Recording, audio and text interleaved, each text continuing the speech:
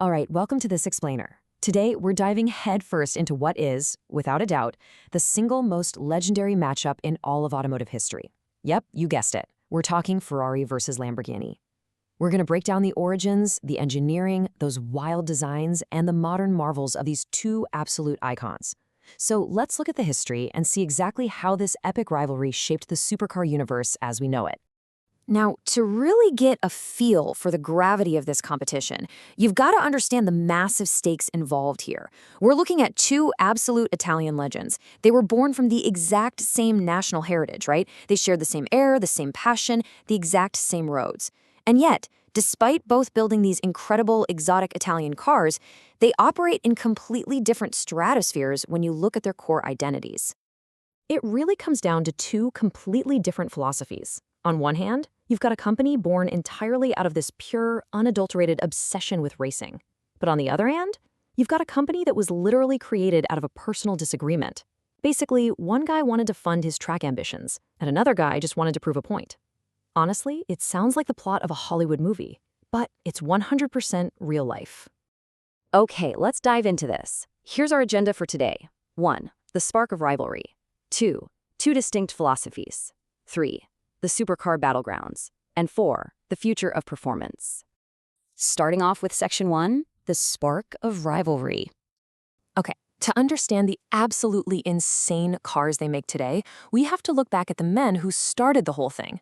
Enzo Ferrari and Ferruccio Lamborghini. Just look at the crazy contrast in their starting lines here. Enzo founded Scuderia Ferrari way back in 1929, and he was totally focused on motorsport. I mean, he had a massive, decades-long head start. He actually only started selling road cars later on just to pay for his racing habits. Meanwhile, fast forward to post-World War II, and Ferruccio Lamborghini is out there building a literal empire, manufacturing tractors. He was super successful, making plenty of money to buy expensive sports cars, including Ferraris. But then, look at this massive pivot. In 1963, he sets up his own car company, and by 1966, boom, he drops the Miura, pretty much completely redefining the modern supercar with that mid-engine layout. So, how on earth did that happen so fast? Well, this quote right here pretty much hits the nail on the head. The famous story is that Ferruccio actually got pretty frustrated with a few things on his own personal Ferrari. He actually brought his complaints directly to Enzo himself. And let's just say Enzo didn't exactly take the feedback well. Fueled by that little spat, Ferruccio decided, you know what? I can build a better Grand Touring car myself. This is absolutely crucial to understand because it tells us Lamborghini wasn't just launching a business to make a buck. He was making a statement, a very visceral, very personal statement. And just like that, Ferrari had a serious, well-funded rival right in their own backyard. Moving on to Section 2, two distinct philosophies. And this brilliantly illustrates how that visceral beginning forged two completely separate paths for these brands. Notice the stark divide here. For Ferrari, their identity is just baked right into motorsport. They're all about lightweight performance, razor-sharp driving dynamics, and pulling racing tech directly onto the street. Driving a Ferrari fundamentally feels like driving a race car that just happens to have license plates. Lamborghini, on the flip side, went for an entirely different vibe. They went all in on dramatic styling, aggressive performance, and extreme road car design. A Lamborghini isn't really trying to set the fastest lap time. It's a road-going statement designed literally to make everyone stop and stare when you roll up. All right, Section 3, the supercar battlegrounds. So, keeping those core DNA differences in mind, let's throw their most famous creations into the ring side by side.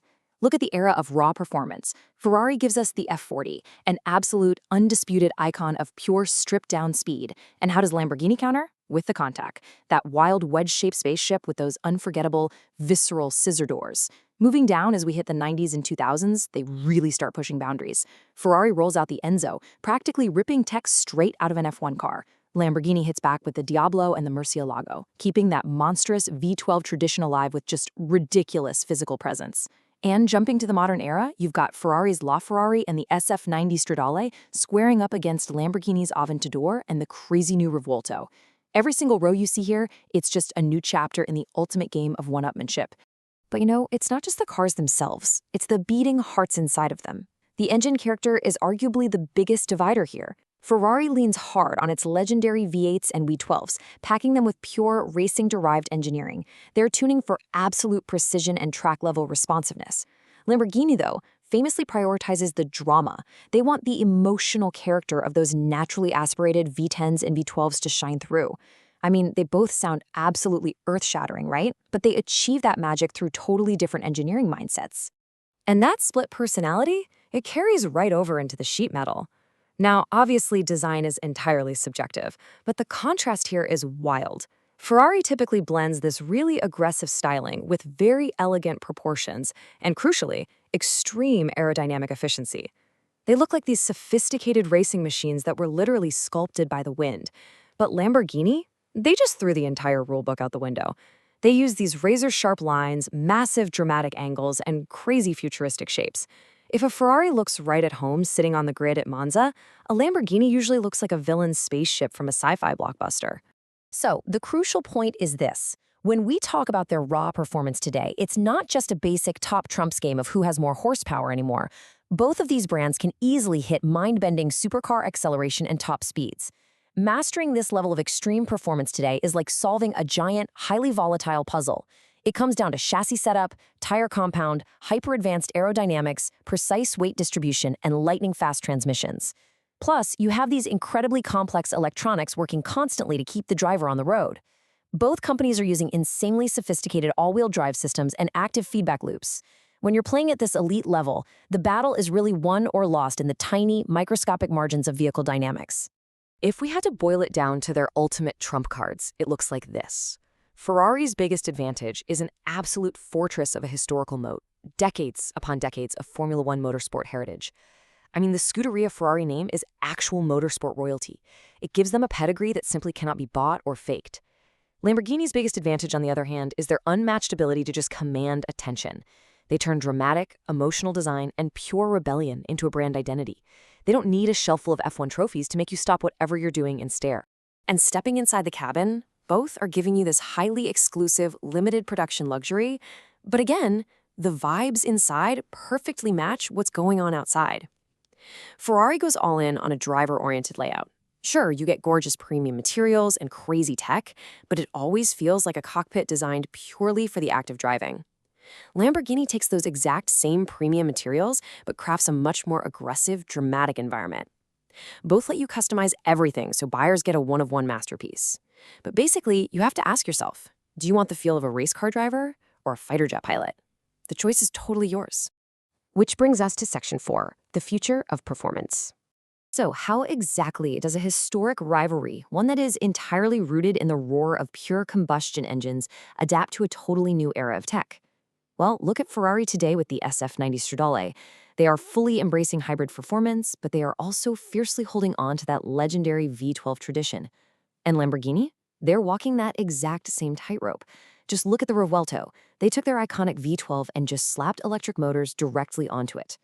Both of these brands are evolving at a breakneck pace. They absolutely refuse to let go of their rich heritage, but they are forcefully stepping right into the electrification era. And honestly, that leads us to a pretty fascinating realization. The rivalry isn't just Ferrari versus Lamborghini anymore. It's combustion versus hybrid technology. It's a flat-out race to see who can best integrate electric power without losing the soul, the sound, and the raw passion that made them legends in the first place. This historic rivalry forced Enzo to look over his shoulder. It forced Ferruccio to prove his point. And today, it pushes both of these titans to build better, faster, and just more breathtaking machines. At the end of the day, there is no single winner here. The real winner is us, the automotive enthusiasts who get to sit back and watch this incredible history unfold right in front of us. So after breaking down all the heritage, the engines, the radical designs, and the wild modern technology, I'm turning the final question over to you. Ferrari or Lamborghini? Which brand are you choosing? And most importantly, why? Think about what actually matters most to you. Is it the pure track-focused pedigree, or is it that dramatic, rebellious road presence? Drop your definitive answer and your reasoning down in the comments. Thank you so much for hanging out with me to explore this legendary topic. Keep looking deeper, keep learning, and I'll catch you on the next explainer.